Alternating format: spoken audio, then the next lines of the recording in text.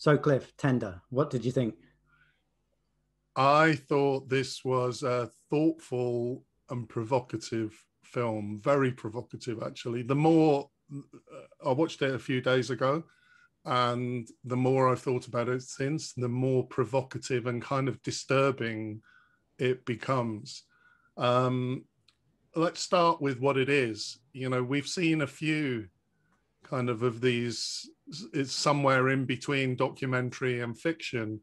We've reviewed quite a number of the films in that space on the podcast, and it's a space I really enjoy.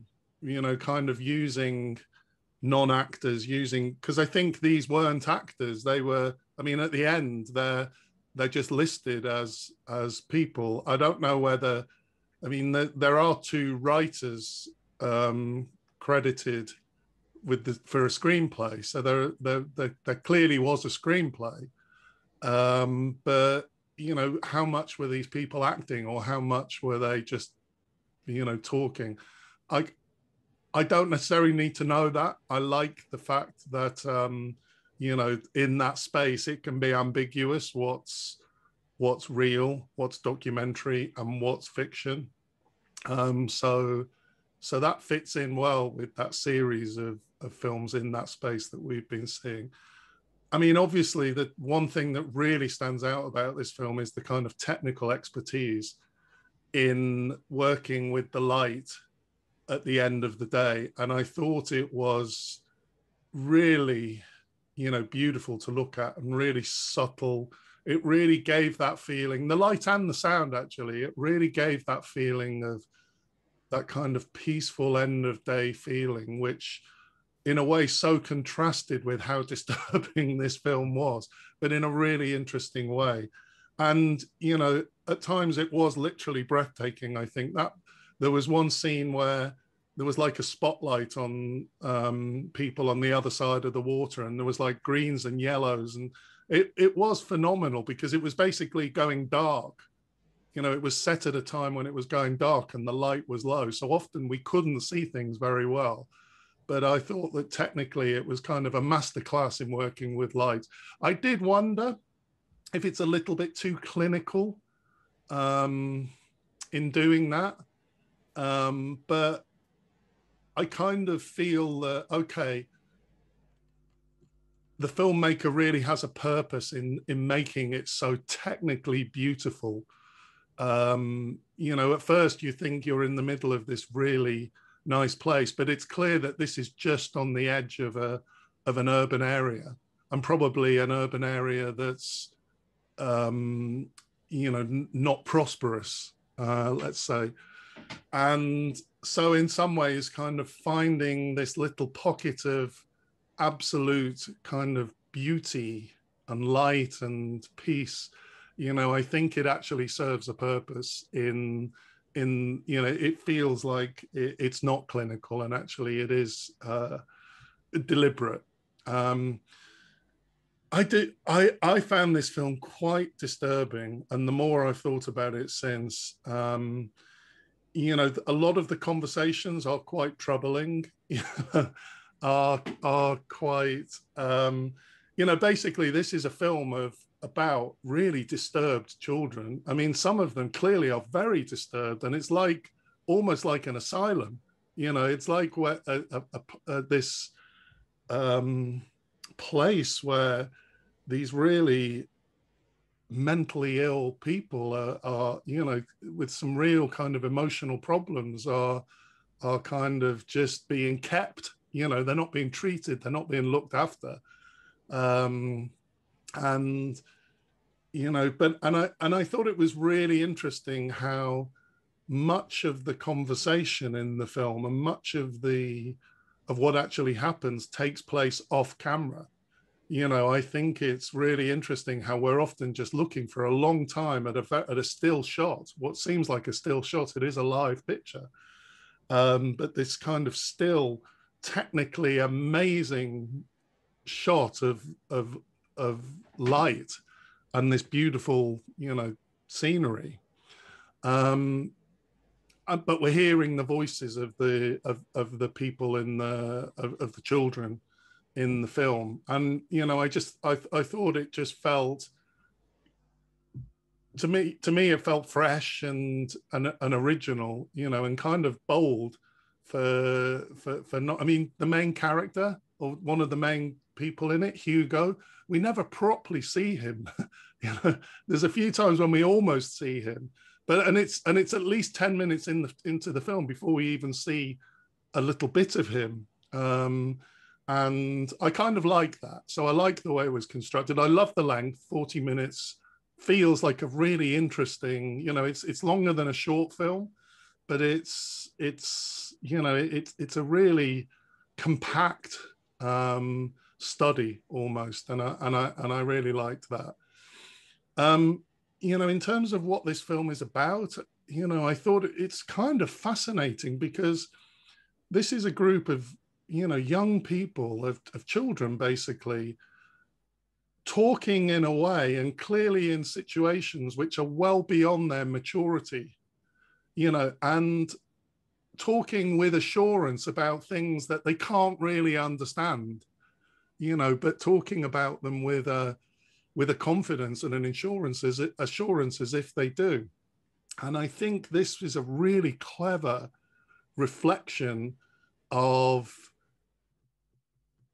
the fact that they live in an adult environment, where these types of things, the types of things they're talking about, are openly discussed in front of them. The type of language that's used. I think this film tells us a lot about the society in which these children are growing up. It's like a mirror of the society, and I think that's really interesting, without showing us directly what's going on, showing the impact of the way the environment these children are living in terms of how they speak to each other and how they relate to each other. There were things that I found uncomfortable about this film, but I like the way they're portrayed. I think it feels very authentic. The fact that the Hugo and was it Shayness, the girl, the way that they kind of show intimacy to each other through kind of physical manhandling and almost borderline violence at times, he hurts her, but it's a kind of foreplay. It feels like it's the way in which they can be intimate to each other. And again, I think it tells you something of the type of intimacy that has been modeled for them. And I think the title is very interesting, Tender, because obviously, I found this film disturbing and troubling and really provocative. I mean, the language in it is, to hear children speaking like they do in this film, using some words which are very non-PC and unacceptable. It's a disturbing film, but at the same time, I think it's quite clever to title it Tender, because it tells you that the intention is that there is some tenderness here, and there is an innocence to the children. There is a community amongst these children. The whole thing is kind of tragic. It feels really tragic, but it does feel like there is something tender going on. So it's disturbing, it's provocative, but pretty engaging, considering that nothing was happening in the shot for a lot of the film, and kind of hopeful in its hopefulness, if that makes hopelessness. Sorry, hopeful in its hopelessness, if that makes sense. That there is just something tender here, but it's not like, you kind of feel like these children are destined for the same life that their parents have had. So it's not really offering any hope, but yeah, I thought it was an interesting piece of work. Yeah, I did too. I agree that the title is apt. There is tenderness in this film.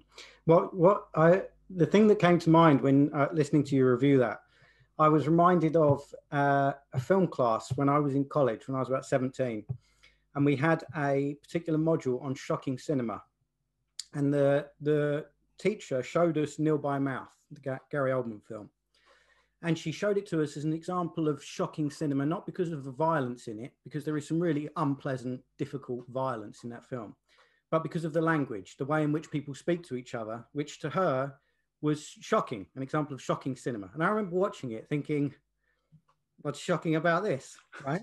And not to, I didn't have a particularly rough childhood, but I must say I wasn't, it seemed to me just a very authentic and relatable representation of what kids are like to me. You know, it seemed, I could relate. I've been tearing around waste ground, sort of smashing stuff up and swearing. You know, that was kind of my childhood in one form or another.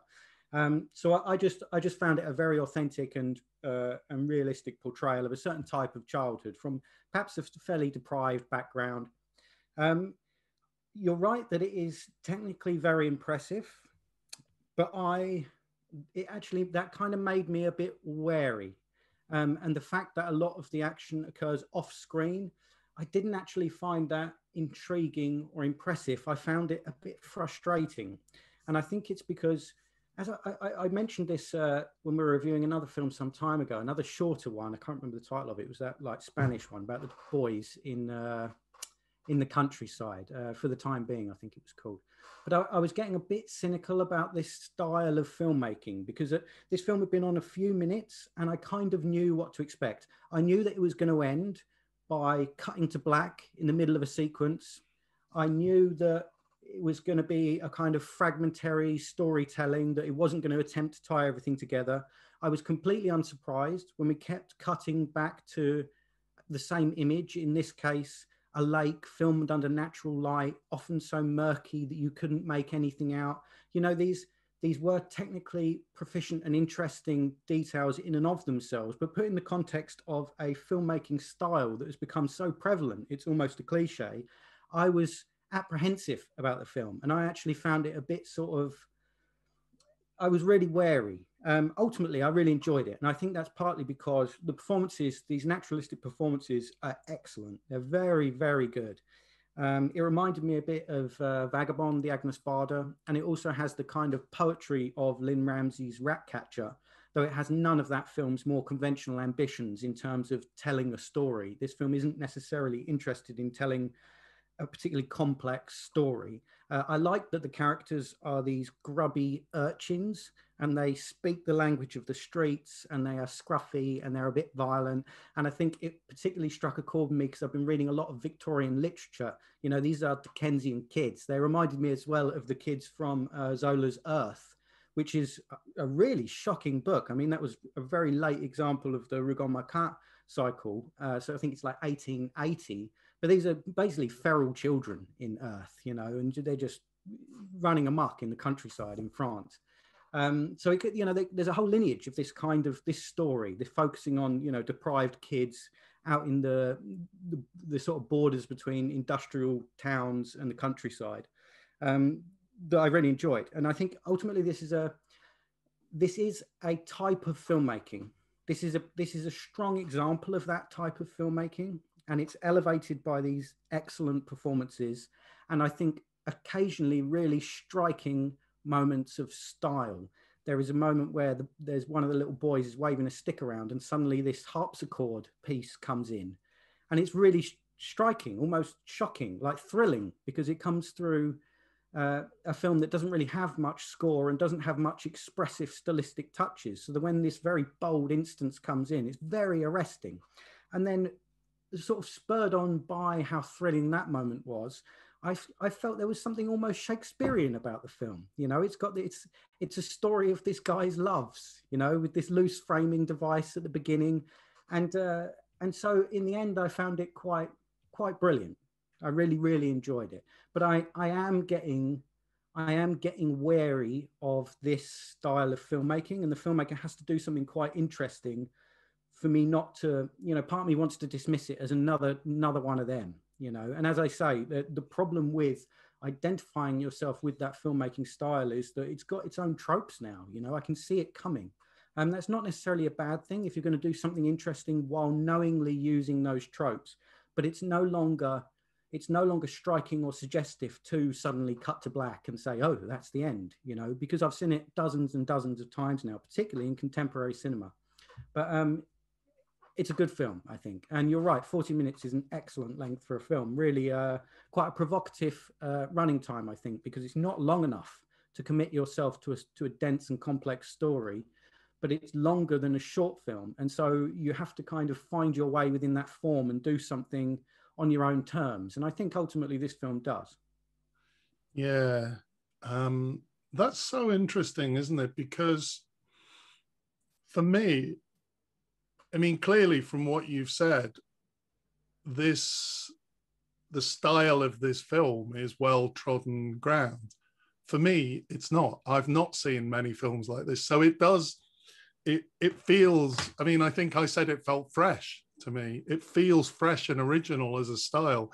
Now, you know, that's so interesting, isn't it? Because what you bring to a film, you know, how much is the history of films like this relevant for watching a film like this? Because obviously if you see every film that's made, you know, when you see all films of one particular genre, you expect something new to be original. But, you know, if you've never seen any other films of that genre, you know, you come to it fresh like me, I felt this was really original. But clearly there are, you know, it's not. And so, you know, how do you judge a film? Because I guess it's something in between, because I think a film has to be aware of what's gone before it, or a book, or any artwork. I do believe in that you kind of can't present your work in isolation. But I just find that really interesting, because clearly you have a very different view of that. Yeah, well, I just think it's this oblique filmmaking style is not new. So if you're going to be working in that form, there needs to be a good reason. And I think just saying, well, I'm shunning conventional storytelling methods is no longer really good enough for me, because, and I think particularly as I sort of matured a little bit, and I've come to really respect conventional storytelling as a very difficult thing to get right. And I can really appreciate now, like a well-told story in cinema, with good performances and a strong script that is satisfyingly told is a beautiful thing. And it's quite rare, and when it's done well, it's extraordinary. And so I think there is, and wouldn't level this at this film, but I think historically there is a sense of sort of an elitist sense of, yes, well, I'm concerned with more lofty things. I'm not concerned with telling a story. I've got more important things on my plate. And it's like I have come to expect that sort of attitude to be presented within a particular cinematic style. And it's this cinematic style, often static camera work, no sort of establishing shots, no concessions to the audience in terms of situating it within a broader context or milieu. These are tropes which couch what is often an elitist attitude towards conventional cinema or conventional storytelling more generally. And so I'm always, these days, find myself starting from a place of suspicion. Like, I don't trust your attitude towards this unless you're doing something really interesting and extraordinary with it. And I think this film is an original and interesting film. It was good, but you kind of have to earn it for me at the moment, I guess in the same way as any other genre. If you set up the tropes of a Western, I've seen hundreds of Westerns, so this better be a good one, otherwise why would I bother watching it? Yeah. And it's kind of the same thing. So I think ultimately I completely agree with you. No work is produced in a vacuum, and the more you know the arts generally, the more knowingly you can kind of speak to or bounce off of other works and present something in your own right. And this felt like a film that knew what it was doing in the end. It's just that suspicion was there to begin with. And, I think we have unintentionally, as you say, curated quite an interesting and consistent body of films through the stuff we've reviewed in the podcast. I'm just beginning to wonder if this is contemporary cinema, or contemporary art house cinema. Yeah. Yeah, you could be right. You could be right. I think it's quite a compliment when you say that was almost Shakespearean. That, I mean, how incredible that is for a 40-minute film where very little happens. That, because I completely agree with you. It feels like the depth. It has the depth of a Shakespeare tragedy. I was actually thinking more of. I think I'm probably that occurred to me as a reference because I've been reading. I've got half a dozen Shakespeare plays I've got to read in the next couple of weeks, and so I was reading the other day Much Ado About Nothing, which is one I don't know, and it's definitely a much lighter one of his plays, and it's got a very playful sort of structure, these elaborate setups and this ruse of, you know, hoodwinking someone into thinking something's happened when it hasn't. And it was that music that did it for me. The Rameau, I looked him up, I didn't know his stuff, but the Rameau's harpsichord, there was something kind of courtly about it, which suddenly when it cut back to the boy and he's telling the story of, you know, his lost love and stuff, it had that. I was thinking more in terms of the sort of lighter Shakespeare rather than, you know, the really heavy Macbethy, Hamlety stuff. But right. Oh, well, that's interesting because it does feel like this is a tragedy, this, with a depth. And by the way, I did the end jolted me. I see what you mean, that it's kind of, I would have preferred it to end in a different way than that, and I don't know how, but it didn't feel like an effective end to that film, and it does feel like cliche, really, it and does, kind of it? You know, the that obvious. and then it just ends. Yeah. You think, oh, come on, really? Yeah. And it's a bit of, it seems like a bit of a cop out, you know. Like I would like occasionally someone to put the legwork in. No, don't just cut to black. Finish it. Finish it. Yeah. So, but we both recommend it. Worth 40 minutes. Definitely worth 40 minutes of your time for sure. Yeah. What are we watching next? Next up is First Cow, Kelly Reichardt. Oh, really looking forward to it. Yeah. Good.